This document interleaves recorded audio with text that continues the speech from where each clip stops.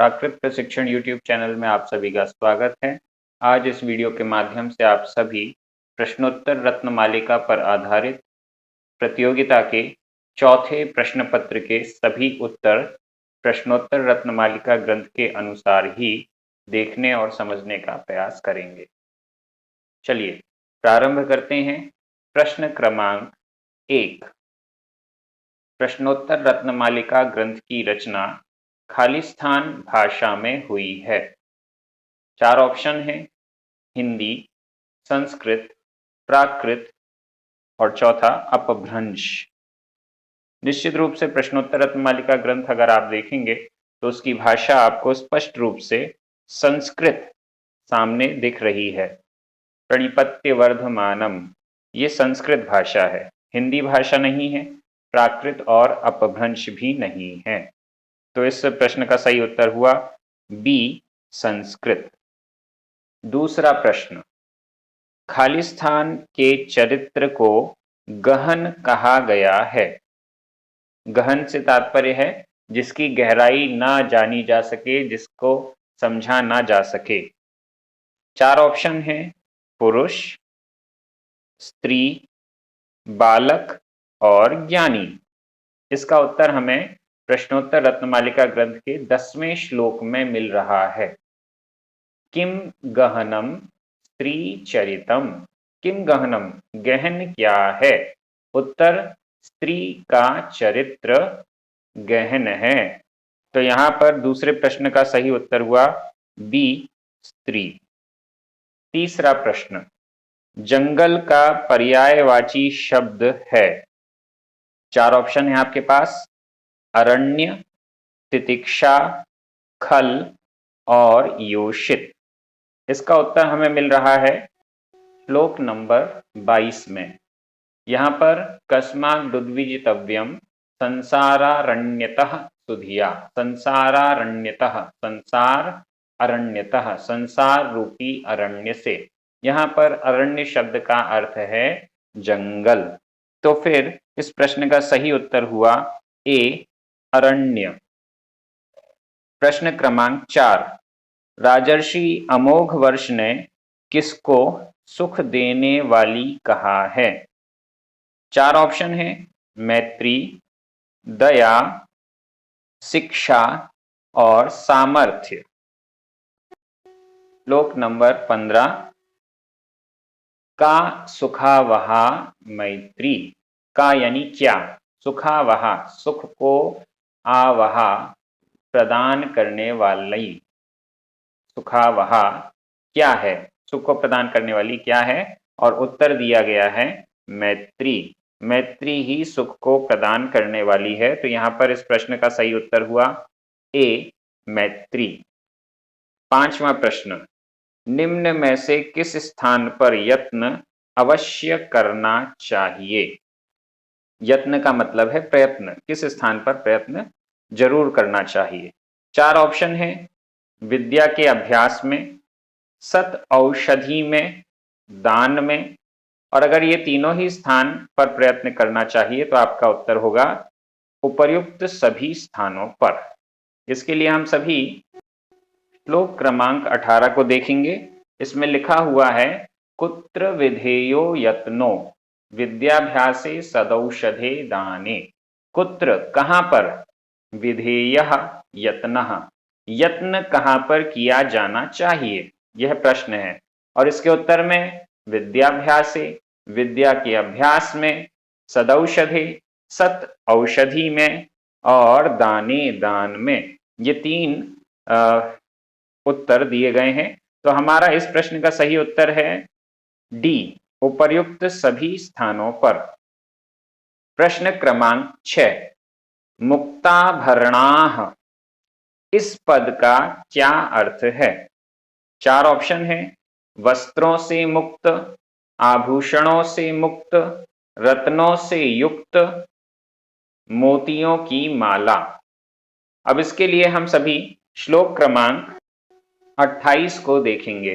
इसमें ते मुक्ताभरणा अपि, वे मुक्ताभरण होते हुए भी। यहां पर मुक्त प्लस आभरणा, आभरण, आभरण का अर्थ होता है आभूषण। मुक्त यानी रहित, आभूषणों से रहित होते हुए भी, तो मुक्ताभरणा इसका सही अर्थ यहां पर हो रहा है। इस प्रश्न का उत्तर है बी, आभूषणों से मुक्त। 7वां प्रश्न, त्वरितम का क्या अर्थ है? 4 ऑप्शन है, शीघ्र, निरंतर, सरल, तत्पर।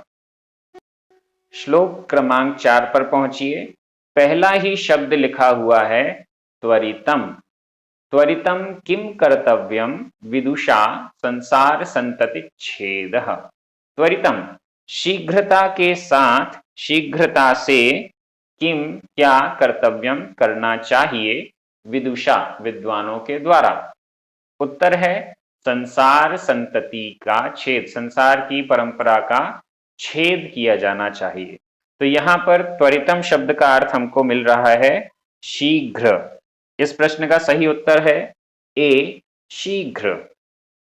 ये सभी प्रश्न हमको प्रश्नोत्तर रत्नमालिका ग्रंथ के इन 29 श्लोकों से ही प्राप्त हो रहे हैं। अगर हम अच्छे से इस ग्रंथ का अध्ययन करते हैं तो निश्चित रूप से बहुत ही अच्छे अच्छे सुभाषित जो हमारे जीवन का परिवर्तन करने में समर्थ हैं, उन सब की हमें उपलब्धि हो रही है, हो जाएगी। प्रश्न क्रमांक 8, वैभव संपन्न होते हुए भी क्या शोचनीय, खेदजनक है?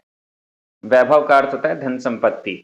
धन संपत्ति से संपन्न होते हुए भी ऐसी कौन सी बात हो जाती है जो खेद को उत्पन्न करती है, मतलब धिक्कार के योग्य ऐसा व्यक्ति बन जाता है? तो इसके 4 ऑप्शन हैं। पहला कंजूसी, दूसरा फिजूल खर्ची, तीसरा उधार लेना और चौथा धन का संग्रह करना। धन संपन्न व्यक्ति यदि कंजूस होता है तो निंदनीय है, फिजूल खर्ची करता है, फिजूल खर्ची मतलब आवश्यकता के बिना भी खर्च करता है तो निंदनीय होता है, अगर किसी से उधार लेता है तो निंदनीय है, या फिर धन का संग्रह करता है। इन 4 में से सही ऑप्शन क्या है वो हमें इस ग्रंथ के आधार से देखना है। श्लोक नंबर 25 पर चलिए। किम शौच्यम कार्पण्यम सती विभवे। विभवे सती, विभव के होने पर, धन संपत्ति के होने पर, किम शौच्यम शोचनीय, शोचनीय, खेदजनक, दुर्भाग्यपूर्ण क्या है? और इसका उत्तर यहां पर दिया है कार्पण्यम, कृपणता। कृपणता का अर्थ होता है कंजूसी। धन संपत्ति तो है लेकिन अपने उपयोग के लिए ही खर्च जो व्यक्ति नहीं करता है, अपने लिए ही जो खर्च नहीं करता है, वह कंजूस कहलाता है। यह खेदजनक है। इस श्लोक में और भी बहुत अच्छे 3-4 पॉइंट दिए गए हैं जिनको हमें अवश्य अपने जीवन में उतारना चाहिए। तो इस प्रश्न का सही उत्तर है ए, कंजूसी। प्रश्न क्रमांक 9, निम्न में से चंद्रमा का पर्यायवाची शब्द कौन सा है? यह तो बहुत सरल हो सकता है। 4 ऑप्शन हैं, शशधर, श्रीधर, हलधर और गजधर। अब चंद्रमा के पर्यायवाची, चंद्रमा के यहां पर बहुत सारे पर्यायवाची शब्द भी प्रयोग में आए हैं। हम चलते हैं श्लोक क्रमांक 12। यहां पर के शशधर कर निकरानुकारिणः सज्जना एव। के कौन, शशधर, शश है, शश यानी खरगोश, खरगोश को धर यानी धारण करने वाला, खरगोश रूप चिन्ह को धारण करने वाला अर्थात चंद्रमा। चंद्रमा में हम ध्यान से देखेंगे तो उसमें उस चिन्ह को हम खरगोश के जैसा भी देख पाते हैं। तो इस दृष्टि से चंद्रमा का पर्यायवाची नाम शशधर भी हुआ। शशधर, चंद्रमा के कर यानी किरणों के निकर समूह से का अनुकारिणः, अनुकरण करने वाले कौन है? सज्जन ही हैं। तो यहां पर शशधर यह चंद्रमा का पर्यायवाची है। 9वें प्रश्न का सही उत्तर है ए, शशधर।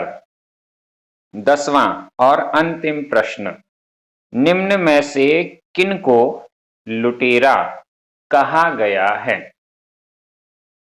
पहला ऑप्शन 5 पाप, दूसरा 5 इंद्रियों के विषय, तीसरा 4 कषाय और चौथा सप्त व्यसन।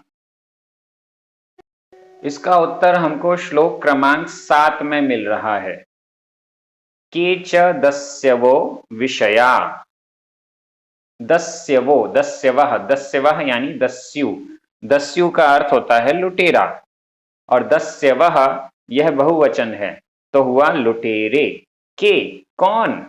लुटेरे कौन हैं?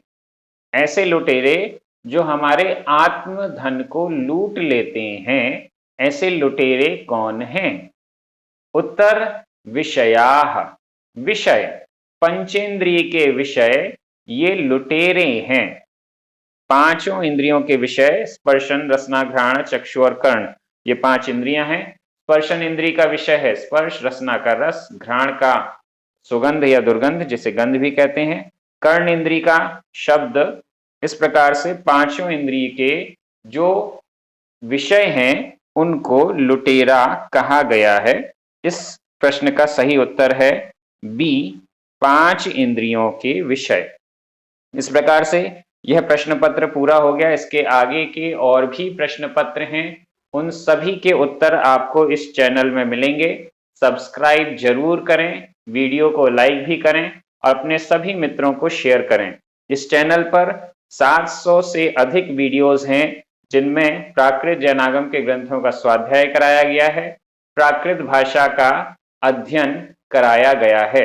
आप सभी इसका लाभ अवश्य लें। सभी को जय जिनेंद्र।